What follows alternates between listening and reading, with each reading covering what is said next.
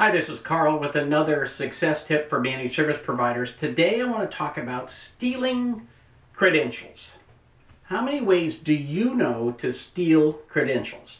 I'm going to go through about 15, but I assure you cyber criminals know a lot more than I do. How many of these would you have on your list?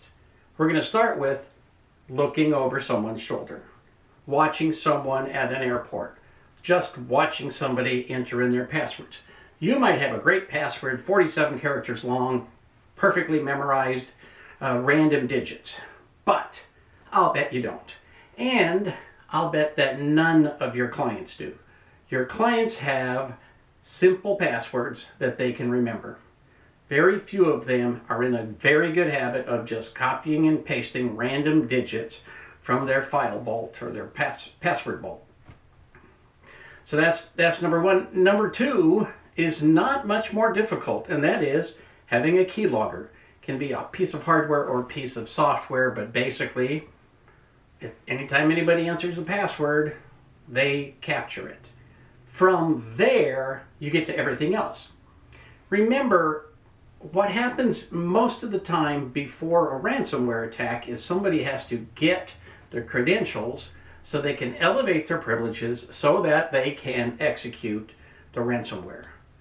Once they have executed the ransomware, then the world is theirs, right? They can install code, they can run code, they can install keyloggers, they can do pretty much anything they want. Get to another machine, examine the network, examine all kinds of stuff.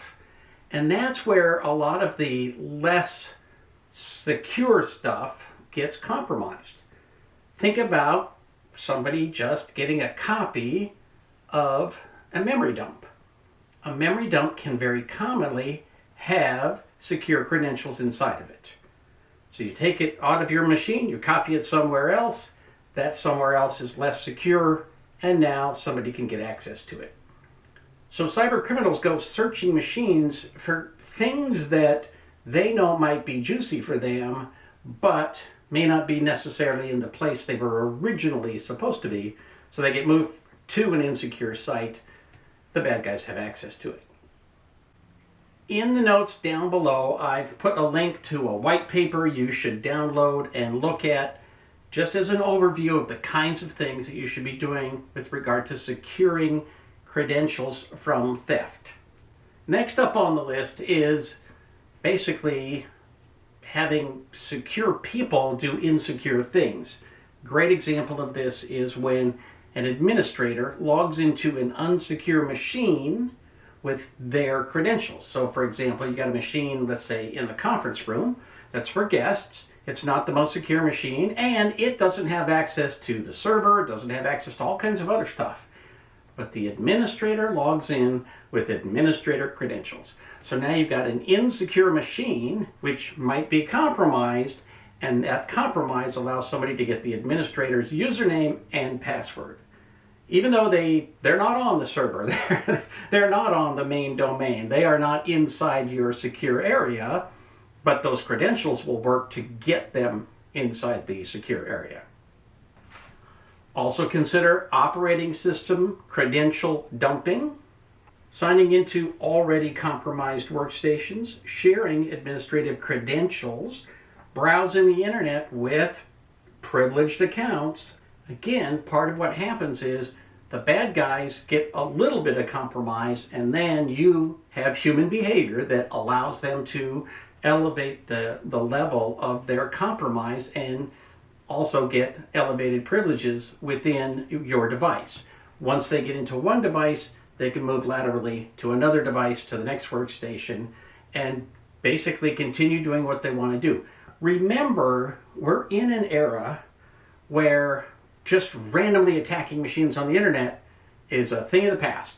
It's still happening, don't get me wrong, but now, because of the money involved in ransomware, the cyber criminals have millions of dollars to spend hiring people to go into systems, look around, see what they can see. Sometimes it's automated scripts and sometimes it's human beings, but they've got the time because they've got the money, and they can put code in place and just wait for it to give them access to what they want. They just need to spend their time looking around, looking around, looking around. It's always been the case when it comes to security. You have to protect everything. They only have to attack one thing at a time. But you have to be on your game no matter what. Another very common category of theft is when people are using too much power for the job. In other words, they are using a more secure account than they need to get the job done. So they come in at a higher level when a lower level will actually get all the work done. This happens a lot with backups. People just put the administrator password on the backup instead of creating an administrator user with some limited access. So backups need to have certain level of access to files, but not to all the other things on the network. So be careful about using permissions that are too elevated for the job at hand. The same holds true for remote access. People accessing machines remotely should have very, very limited access to anything, and so you shouldn't go into remote access with an administrator account. And don't run automated systems with administrator privileges, because those automated systems probably have a very limited list of things that they actually need to do. Limit those credentials to that. I know it sounds like a lot of work, but there are tools from Asigra and others that will help you define those things and keep everything at a level that is safe for your business.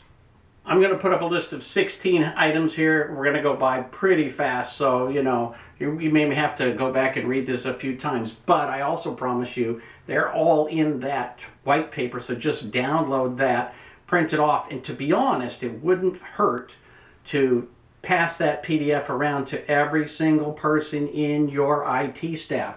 Even if they're not in the so-called security area of your business, everybody's in the security area of your business. More than anything else, we have to be conscious of security at a level that we have never had to worry about before. So take this to heart, look at those attacks, and just generally have a discussion with your staff. Are we doing this? What are we doing about this? How do we have good habits? And where do we have bad habits that we need to be aware of? We all do stupid stuff when we're in a hurry. So slow down and get more done. That's one of my absolutely unbreakable rules of service delivery. Slow down, get more done. And when it comes to security, slowing down will actually help you be far more secure. Download that white paper, give me your comments down below, or send me an email or whatever, and I'd be happy to have a chat with you about this. Share it with your staff, have them go through that white paper as well, and please have a group meeting about this. It will help you, and it will help your clients, and it will raise the consciousness of everybody when it comes to credential theft. For Small Biz Thoughts, this is Carl Palachuk, wishing you the best of luck in everything you do.